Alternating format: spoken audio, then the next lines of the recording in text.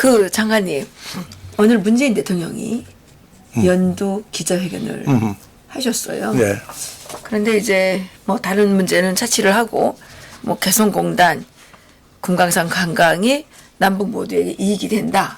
뭐 이런 얘기를 이제 비롯해서 대북 관계에 대해서도 좀 얘기를 했습니다. 장관님께서는 오늘 이 연두 기자회견에 대해서 어떻게 보셨어요? 나는 금강산의 그 중단 문제, 이것은 박광자 씨가 총에 박광자 맞아 씨, 죽었기 그렇죠. 때문에 시작된 거 배수된 거 아닙니까? 또 이 개성공단 문제는 오이사 조치에서 중단된 거거든요. 그렇죠. 이런 걸 보면은 나는 지금과 같은 유엔의 안전보장 이사회의 제재 조치가 가해지고 예. 더구나 미국에서는 세컨더리 보이콧까지 얘기하고 이 시점에 예. 과연 우리가 어느 정도 북쪽과 뭘 어떻게 풀어야 개성공단, 금강산 관단을 시작할 수 있을까? 예. 그 대표적인 것이 하나 예가 비관한 예가 철도 연결 사업을 착공식으로 하고 실제하지 못하는 이유가 어디 있는가? 이거 생각해 보면 알 거 그렇죠. 아닙니까? 그러니까 개성공단 문제가 그렇게 쉽게 풀릴 문제도 아니고 예. 금강산 문제도 그렇고. 그런데 그 쉽게 풀어지라. 이건 북한에서 상당히 강하게 얘기했잖아요. 여전번에도. 그랬죠. 강하게 얘기했는데 그렇게 쉽게 풀어질 수 있을까? 저는 그렇게 생각합니다. 그러니까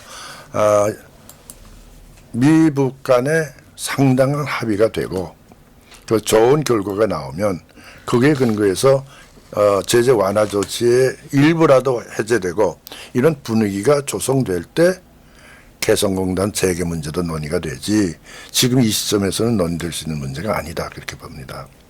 지금 나는 이렇게 생각해요. 내가 어느 장소에서도 이런 얘기를 했습니다마는 지금 남북한의 가장 중요한 문제가 뭘까? 안전보장 측면에서 보면은 네. 군사 문제일까? 아니면 정치 문제일까? 정치 문제라고. 그렇죠. 지금 군사 문제는 핵을 갖고 있기 때문에 재래식 무기 가지고 도발을 안 할 겁니다. 북쪽에서. 예. 도발하면 우리 그 문재인 대통령의 대북 정책에 대해서 국민의 불신이 급속히 늘어날 텐데. 그렇죠. 또 지금 아베 총리는 뭘 하고 있습니까? 헌법 개정하고 있잖아요. 그렇죠. 헌법 개정을 위한 가장 좋은 명분을 줄 거란 말이죠. 예. 함께 군사적인 행동보다도 지금이야말로 정치작전 하겠죠. 흔히 얘기하는 이북에서도 많이 우리 듣지 않았습니까? 반미 그렇죠. 민족해방투쟁, 반미 그렇죠. 민족 민주주의 통일전선. 그렇죠. 그거죠. 그렇죠. 반미 민족 민주주의 통일전선 확대하는 거. 그거 얼마나 좋습니까? 이제 남한에. 지금 네. 돼 있잖아요. 지금 뭐 그렇죠. 백두 혈통 오는 거 환영한다는 그 환영 또는 저 미국 대사관 앞에 지금 미군 철수하려는 운동 이걸 지금 지원하는 거죠. 근데 지금 딱 그 미국 대사관 딱 앞에서 그거 하고 있지 않습니까? 이제 매일마다 하고 있어요. 그런 다시 말하면 정치 작전을 중심에 두겠죠. 군사 작전은 지금 재래식 군사 작전을 했다가는 이건 엄청나게 얻어맞을 뿐만 아니라 엄청난 불이익을 가져올 거예요. 제재 조치를 더 강화할 테니까.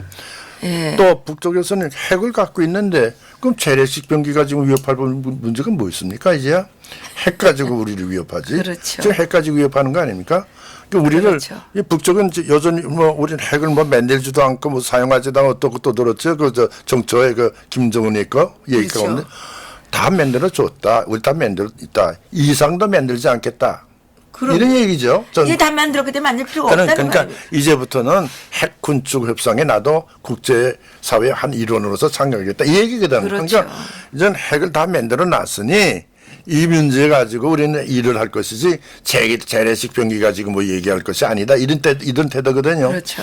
이런 태도이기 때문에 나는 금년도 정초의 그 김정은의 연설문을 보면서 이제부터는 상당히 강력한 정치적인 공세가 계속되겠구나 하는 생각했는데 지금 그와 곁들어서 이제 우리 대통령의 연설문을 읽으면서 느끼는 것이 이제 연설문 내가 오늘 아침에 아까 뺐는데요. 다는 특히 전문 저 연설문 있지 않았습니까? 이 연설문을 이게 쭉 아직 다 내가 구체적으로 체크는 안 해봤는데 이걸 보면서 느끼는 것이 북한에 대한 뭘 하고 싶은 생각이 많겠죠. 그러니까 말 그대로 남북한의 평화를 유지하기 위해서는 남북한의 관계 개선이 절대로 필요한데 그러나 국제사회가 이 문제를 우리가 갈 만한 운전석 우리 대통령이 운전석에 앉아서 마음대로 조정할 수 있는 그런 환경을 주느냐.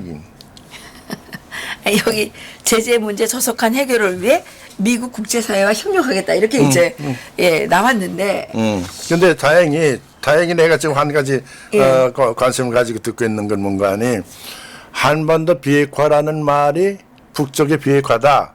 북쪽의 비핵화는 한반도 비핵화라는 말과 우리가 생각하는 것은 다르다. 이런 인식이 정부 사람들에게 조금씩 공식으로 나오는 것 같아요. 나는 조명균 조명균 장관님 얘기를 했다면요. 나 그거 아직 못 봤는데 예. 이제 그런 상황에 지금 오지 않았느냐. 왜?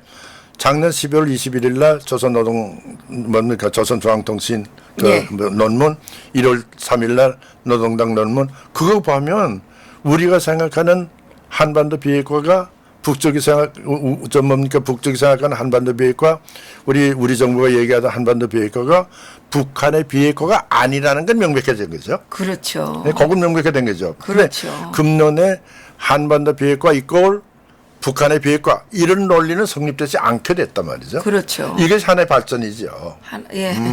근데 그거 하나 깨닫는데 너무 오래 걸렸어요. 오래 걸렸죠. 오래 걸렸지만 이제부터 그거에 나왔기 때문에 이제부터 정확하게 북쪽을 보고 우리가 비판할 수 있지 않겠어요? 일반 국민들이. 그런데 대통령께서 해야 되는데 대통령은 그 제재 문제 해결을 위해서는 북한이 비핵화를 하는 게 가장 선차적인 문제인데 그 얘기는 한 번도 하신 적이 없어요. 근데 그건 얘기를 안 해도 당신께서 그 모를 리가 없죠. 이제는 국제사회가 북쪽이 작년하고 다른 것이 4.17 무슨 9월 평양선언 때 다른 것이 이제는 그동안 6개월 동안 지난 6.11 선명 이후 오늘까지 미국 싱가포르 회담 이후 6개월 이상 지났는데 이제는 미국도 전 세계도 한반도 비핵화라는 말과 북한 비핵화라는 말이 전혀 인식이 다르다. 북쪽에서. 네. 이게 분명하게 됐으니까 이제부터는 보다 더 강력하게 나올 것이죠. 나는 그런 의미에서 미국의 트럼프 대통령이 보다 더 현실적인 안을 제시해 줘야 된다. 아무리 국내 정치가 어렵다고 해도 지금같이 엉뚱한 소리에서는 안 된다. 예. 근데 나는 미국의 워싱턴 정가의 뭐 신문 잡지들 혹은 여러 가지 그 연구기관에서 나온 리포트를 읽어보면서 느끼는 것이 이제는 미국 워싱턴가에서도 대통령에 대해서 이제 정확하게 얘기가 들어가고 있구나. 네. 예를 들면 얼마 전에 시리아에서 2,000명 철수한다고 했다가 네. 지금 바꿔지는 거 보세요. 뭐 단계적으로 그러니까 점점 북한에 대해서도 인식이 달라지지 않을까. 네. 그런 기대를 걸고 더구나 이번에 2차 미북 정상회담 김정은을 만난다고 하면 트럼프가 과거와 같이 너와 나와의 관계가 이렇게 좋을 때가 어디 있느냐 하는 식의 태도를 안 취하겠죠. 네. 그걸 보고 우리가 우리 정부 움직임을 한번 봅시다. 그 트럼프 대통령은 이제 말과 행동이 상당히 좀 이렇게 다르시죠. 시진핑을 아주 친하다고 사랑한다고 이렇게 하면서 그 제재를 하고 김정은하고 계속 사랑한다 좋아한다 이렇게 얘기하시면서 대북 제재를 계속 강력하게 하고 있고 그러니까 트럼프 대통령의 그 전략 전술에 저희들이 조금 더 기대를 해봐야 되지 않을까 이런 생각이 들고요. 예.